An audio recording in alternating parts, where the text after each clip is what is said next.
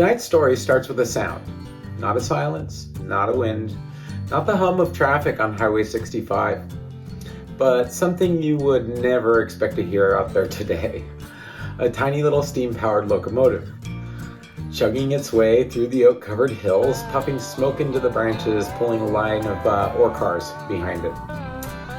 Right through the middle of what we now think of as the back roads of Lincoln.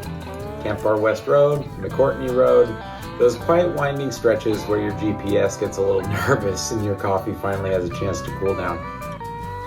But in 1915, that same road had a railroad. And at the end of that railroad was a town called Van Trent.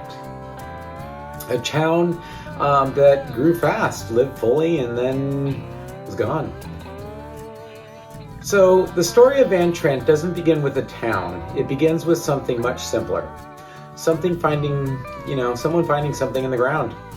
In 1902, on a piece of land known as the Hinman property, something valuable turned up. Gold, silver, and eventually something even more important, copper. Now, gold gets all the attention, right? It's shiny, it's romantic, it's got that whole rush thing going for it, right? But copper builds things. Copper runs through wires, through industry, through backbone of growing country, right? And in the early 1900s, that really mattered. So in 1903, a company out of San Francisco, the Dairy Farm Mining Company, was formed to develop this site. And just like that, something began. At first, it was simple. Workers, equipment, a growing sense that this place might turn into something. Then came the people who would give the town its name. A man named A.E. Vandercook, the superintendent, arrived with his family to oversee the operations. Another man, L.C. Trent, served as the mines manager. And somewhere along the way, someone looked at those two names and said, well, that's easy enough, Van Trent. And just like that, a place that didn't exist a few years earlier had a name. It's easy to picture early mining operations as rough and temporary, a few tents, a couple of tools, men coming and going. But Van Trent didn't stay like that for very long, because once people started staying, they started building. Homes, shops, places to gather, places to belong. By 1904, Van Trent had grown enough to justify something important, a post office. Opened on October 11th, 1904, Frank Payton, the first postmaster. Now, that might not sound like a big deal, but in those days, a post office meant permanence, right? It meant we're not just passing through. We expect to stay here and people have somewhere to write to. And once that happened, the town really began to take shape. By the mid-1910s, Van Trent wasn't just a mining site. It was a community, a real one. There were residences, shop buildings, sheds, a store, boarding house, social hall, and according to the 1916 map, at least 35 structures. 35, out there in what we think of as the middle of nowhere. And here's the part I love the most, right? They had dances, they had movies, they had something called a bachelor's club, which I imagine was either very wholesome or absolutely not.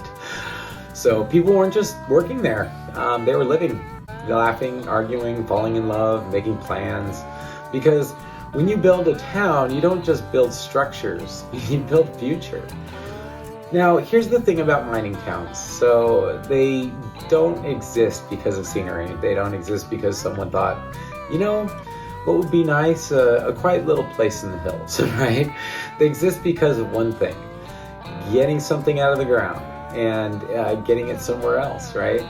And for Van Trent, that somewhere else was the Bay Area. Because copper ore doesn't, do much good sitting in a pile. It had to be smelted, processed, and turned into something usable. So for years, the solution was simple and exhausting, right? Wagon trains. 5.5 miles from the mine to Sheridan, over dirt roads, pulled by animals, load after load. And for a while it worked, but, then the world changed.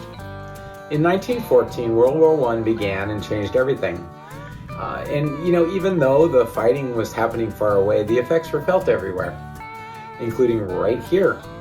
Because the war has a funny way of increasing demand for things like copper. Suddenly, that mine at Van Trent, it wasn't just promising, it was actually valuable, very valuable. And the people who owned it wanted more. More production, more output, more efficiency. But there was a problem, those wagons. They weren't cutting it anymore. So now this is where the story takes a turn, because the obvious solution was connect the Southern Pacific Line, and there were attempts to do exactly that from Lincoln. But those plans ran into a problem that's about as old as California itself: land, right-of-way issues, permissions, people saying no. So eventually someone made a decision that feels equal parts practical and just a little bit stubborn too.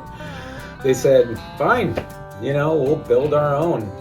And just like that, a railroad appeared.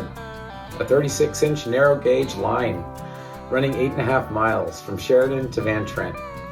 Now, here's what I want you to picture. Not a massive roaring industrial railway, but something more intimate, more tucked into the land. The tracks followed what we now know as Camp Far West Road, then curved towards McCourtney. They climbed gently through the hills, crossed through nature, looped their way towards the town. No giant bridges, no dramatic tunnels, just careful planning and a respect for the land. Barbed wire lined the right-of-way, gates marked the crossings, and moving along those tracks was a locomotive known as Shay 1. If you've never seen a Shay locomotive, they're a little different, more mechanical looking, built for pulling, not for speed. Perfect for rough terrain, and for several years that engine pulled a line of cars back and forth through those hills, hauling ore out, bringing life in, turning Van Trent into something bigger than it had been before. By the mid-1910s, Van Trent was thriving. The mine was active, the railroad was running, people had jobs. There were buses running to Sheridan and Lincoln. Think about that, right? A bus schedule out there. This wasn't a temporary camp anymore. This was a place where people expected to stay, where kids grew up, where people made friends, where Saturday nights meant music and dancing instead of silence. So in September of 1917, it stopped. The dairy farm mine closed. Just like that, the brakes were pulled. The official explanation: shortage of rail cars due to the war. Which on paper makes sense, I guess, but here's the thing, a lot of people didn't believe it, and maybe they had a reason not to, because what happened next wasn't slow, it wasn't gradual, it wasn't the kind of decline where buildings sit empty and weeds take over, right? No, it was something else. The property was sold, the buildings were dismantled, the railroad was taken apart, the locomotive, the cars, everything was removed. And by January of 1918, Van Trent was gone. Not abandoned, not left behind, gone. And, as if somebody had taken an eraser and carefully removed it from the map. Today, if you go out to McCourtney Road near Karchner, you won't see a town. You won't see a railroad. You won't even see obvious ruins. What you'll see are hills, trees, and water from Camp Far West Lake covering what used to be the Bear River below. And, that might be the strangest part of all, because some of this story isn't just forgotten, it's submerged. So there's a certain kind of ghost story, right? That doesn't involve footsteps or shadows or, things moving in the dark. It's quieter than that. It's the kind where you stand in a place and realize something used to be there, something full of noise and light and people and purpose, and now nothing. No buildings, no tracks, no sign that locomotive ever passed through. Just wind moving through the trees. And maybe if you let your imagination wander a little bit, the faintest echo of something that used to matter. Van Trent wasn't destroyed, it wasn't abandoned in panic, it was disassembled, literally, piece by piece, until all that was left was the story. And the next time you're driving out past Sheridan, winding your way through those quiet roads, just remember, you're not the first one to pass through there. Not even close. Now, here's where the story lingers, right? Because up to this point, everything we've talked about makes sense. Mine opens, town grows, railroad gets built, the war changes demand, and then it closes. That part, that's normal. What's not normal is what happened next. Because most towns like this don't disappear overnight, right? They fade. They leave behind buildings with broken windows, roads that lead somewhere, maybe a few stubborn walls that refuse to fall down. You get time to notice they're gone, right? Van Trent didn't do that. Van Trent was removed, and that leaves us with a question people were already asking in 1917. Why so fast? The official explanation was simple, a shortage of rail cars. But let's sit with that just for a second. They had a functioning mine, a dedicated railroad, strong demand for copper during wartime, and yet everything stopped and everything was taken apart in a matter of months. Now, this doesn't mean there's a hidden conspiracy buried out there in the hills, but it does mean something didn't quite add up for the people living, in it in real time. And when people who were there start raising an eyebrow, it's usually worth paying some attention to. So if the official story feels a little light, what else could explain it, right? Let's walk through a few possibilities.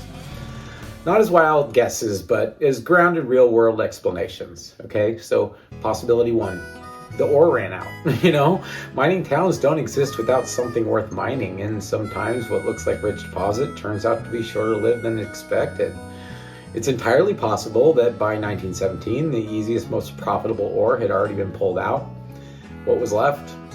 Harder to reach, more expensive to extract, less worth the effort. And if that's true, then the shutdown wasn't sudden at all.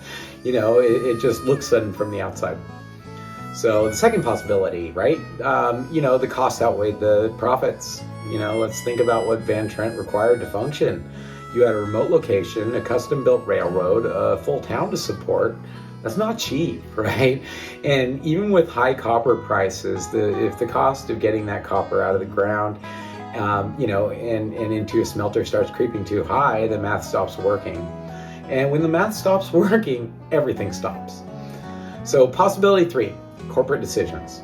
By this point, the mine had been acquired by larger interests, including companies that were thinking on a much bigger scale. And sometimes decisions like this aren't made based on a town. They're made based on multiple operations, shifting priorities, better opportunities elsewhere. In other words, Van Trent might not have failed, just may have simply stopped being the best option. Possibility four, the war really did matter. And that's the official explanation. World War I strained transportation systems across the country. Rail cars were in high demand, routes were prioritized, and even well-built private railroads still depended on the larger system to move material long distances. So yes, it is entirely possible that the shortage of rail cars was the tipping point. But here's the thing, right? Even if all those reasons are true, they don't fully explain the speed, right? Because when we talk about Van Trent, it's easy to focus on the mine, the railroad, the business decisions, but that's not what Van Trent really was.